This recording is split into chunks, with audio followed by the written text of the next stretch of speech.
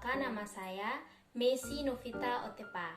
Saya dari kelas H, semester 5, program studi Pendidikan Guru Sekolah Dasar, Fakultas Keguruan dan Ilmu Pendidikan, Universitas Nusa Cendana Kupang, angkatan tahun 2019. Pada video kali ini saya akan melakukan praktikum materi dan perubahannya. Nah, tujuan dari pembuatan praktikum ini adalah untuk mengetahui perubahan wujud suatu benda, apakah benda tersebut merupakan perubahan kimia atau benda tersebut termasuk ke dalam perubahan fisika. Nah, sebelum kita melakukan praktikum sederhana tentang materi dan perubahannya, saya akan mengajak teman-teman semua untuk mengingat-ingat kembali apa itu materi dan perubahannya. Nah, yang pertama yaitu materi. Apa itu materi? Materi merupakan sesuatu yang mempunyai massa dan dapat menempati sebuah ruangan. Contohnya yaitu hand sanitizer ini yang memiliki massa dan juga menempati sebuah ruang, yaitu ruang di dalam botol ini. Nah, perlu diketahui bahwa tidak semua materi dapat dilihat atau disentuh. Contohnya yaitu udara. Nah, lalu bagaimana cara kita untuk mengetahui bahwa udara ini menempati ruang? Ya, caranya yaitu kita dapat menggunakan balon. Nah, caranya kita meniupkan udara atau kita memasukkan udara ke dalam balon dan kemudian balon itu akan mengembang. Nah, balon yang mengembang ini menunjukkan atau membuktikan bahwa udara itu menempati ruangan di dalam balon. Nah, teman-teman semua, kita ketahui bersama bahwa berdasarkan wujudnya, materi dibagi menjadi 3 bagian. Yang pertama yaitu zat padat, zat cair, dan zat gas. Nah, apa saja contoh dari ketiga zat ini? Yang pertama yaitu zat padat. Zat padat contohnya yaitu beberapa jenis logam, misalnya besi, emas, tembaga, dan seng. Yang kedua yaitu zat cair. Zat cair contohnya air, minyak, bensin, dan sirup. Yang terakhir yaitu contoh dari zat gas. Contohnya yaitu udara, asap, dan uap air. Nah, teman-teman semua, kita ketahui bersama bahwa benda-benda yang kita kenal dalam kehidupan kita sehari-hari mengalami perubahan. Nah, perubahan ini bisa saja perubahan yang langsung atau yang dapat kita amati secara langsung. Misalnya yaitu pada pembakaran kertas dan juga pada pembakaran kayu. Kemudian ada juga perubahan yang tidak dapat kita amati secara langsung atau yang memerlukan waktu yang lama dalam proses perubahannya. Misalnya yaitu proses pengkaratan pada besi atau proses pembusukan makanan. Nah, perubahan benda-benda tersebut disebut dengan perubahan materi. Nah, teman-teman semua, dapat kita ketahui bahwa perubahan wujud suatu benda dikelompokkan menjadi 2, yaitu perubahan fisika dan perubahan kimia. Lalu, apa itu perubahan fisika dan perubahan kimia? Perubahan fisika merupakan perubahan yang tidak disertai dengan pembentukan zat jenis baru.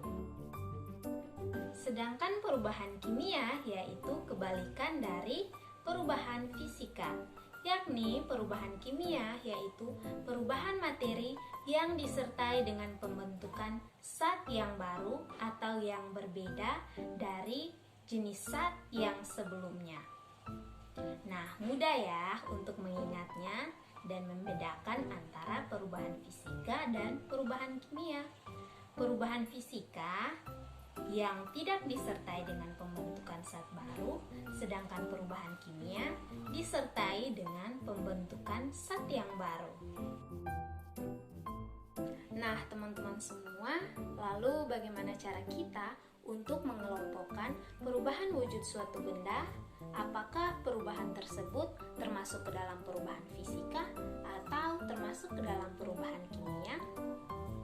Nah, jangan khawatir ya teman-teman, saya akan membantu menjelaskan kepada teman-teman semua bagaimana cara mengelompokkan perubahan wujud suatu benda ke dalam perubahan fisika ataukah ke dalam perubahan kimia melalui praktikum berikut ini.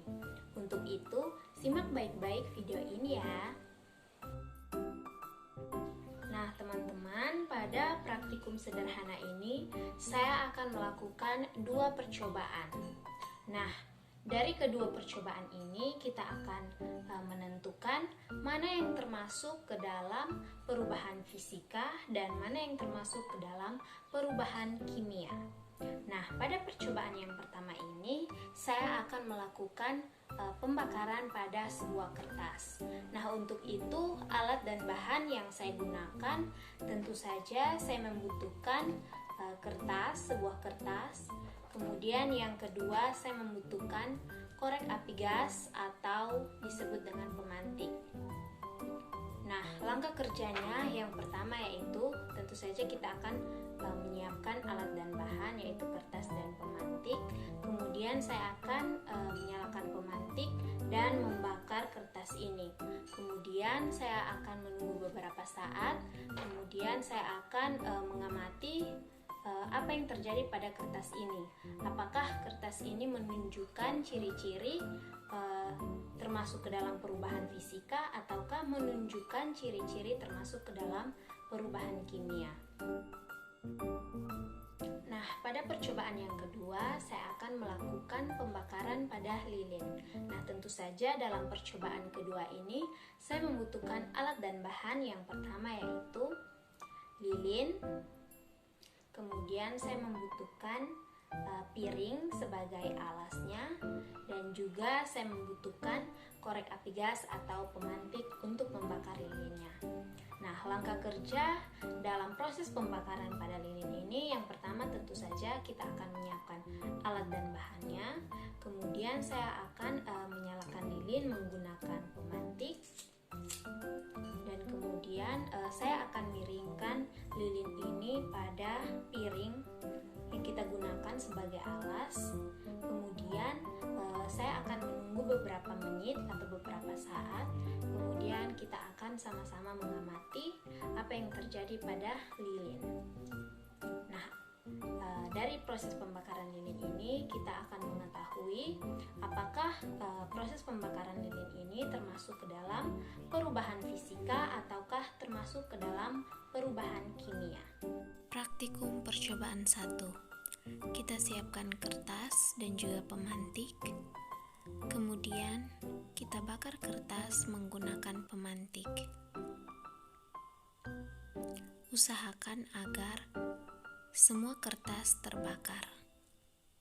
Kita tunggu beberapa saat hingga semua kertas terbakar. Kemudian kita lihat apa yang terjadi pada kertas.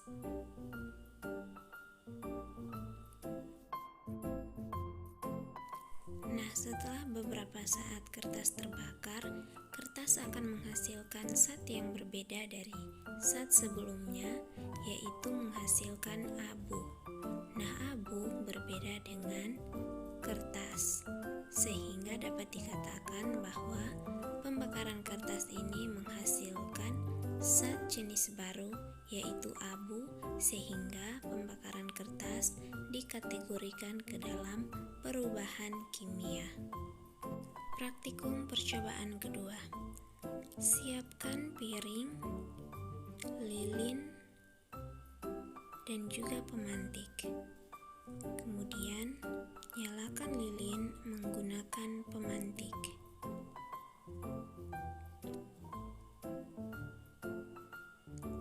Setelah itu, kita miringkan lilin pada piring. Nah, dapat kita perhatikan, lama-kelamaan lilin yang telah dibakar akan meleleh. Nah, mengapa hal ini dapat terjadi? Hal ini dapat terjadi karena adanya energi panas atau api pada lilin sehingga terjadinya peningkatan suhu pada lilin dan mengakibatkan lilin mencair atau meleleh. Nah, proses perubahan benda dari padat ke cair disebut mencair. Nah, setelah beberapa saat kita matikan apinya. Setelah lilin dimatikan, kita tunggu beberapa menit, kemudian kita perhatikan apa yang terjadi pada lilin setelah beberapa menit lilin itu kita diamkan. Nah, setelah beberapa menit, lilin mulai terlihat mengeras kembali. Dapat kita lihat pada video ini, lilin mulai mengeras kembali. Hal ini dikarenakan suhu pada lelehan lilin lama-kelamaan akan menurun, sehingga menyebabkan lelehan lilin akan menjadi padat atau mengeras. Nah, proses perubahan wujud benda dari cair menjadi padat disebut membeku. Proses pembakaran lilin ini dikategorikan ke dalam perubahan fisika karena tidak menghasilkan zat yang jenisnya baru. Mengapa demikian? Karena pada proses pembakaran lilin, komposisi materinya tidak berubah, baik dalam bentuk padat atau cair, keduanya tetap adalah lilin. Nah, dari kedua percobaan tersebut dapat kita simpulkan bahwa yang digolongkan dalam perubahan fisika adalah setiap perubahan materi yang tidak disertai dengan pembentukan zat yang jenisnya baru, atau dapat dikatakan komposisi dari materinya masih tetap sama atau tidak akan berubah. Contohnya yaitu es yang mencair dan lilin yang meleleh. Kemudian, yang tergolong dalam perubahan kimia adalah setiap perubahan materi yang disertai dengan pembentukan zat yang jenisnya baru atau yang berbeda dari zat yang sebelumnya. Misalnya, pembusukan makanan, besi yang berkarat, kertas yang dibakar, dan kayu yang dibakar.